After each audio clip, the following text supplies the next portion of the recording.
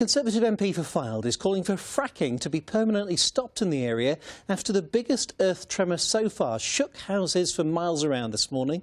The tremor near Cuadrilla's site, measuring 2.9 on the Richter scale, was the largest of a series recorded during the past 5 days. And it was bigger than the small earthquake which stopped shale gas exploration back in 2011. Here's Jill Dummigan.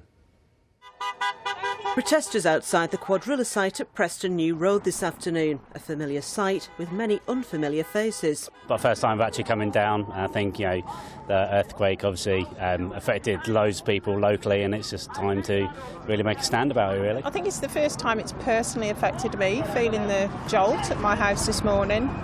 Have you been to these protests before? No. We've always picked our horn in support, but what has happened over the last 4 days has been shocking.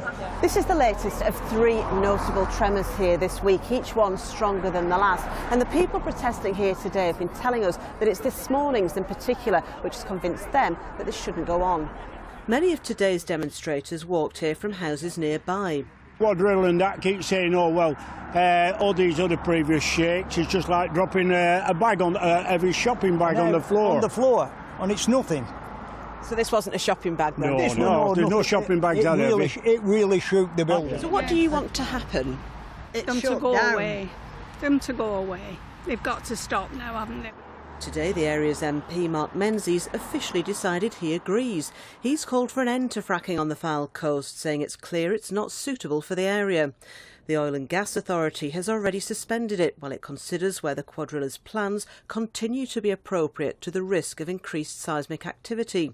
The boss of Cuadrilla, though, this evening insisting that this site remains a good option to supply the country's gas. This is an area where the natural gas exists, and the alternative is, if we don't explore and develop our own natural gas, we will simply resort to importing it. So I think the national need is very important. I understand that people are concerned, but it is within the range that we modelled and predicted, and I hope that the local MP, Mr Menzies, will recognise that.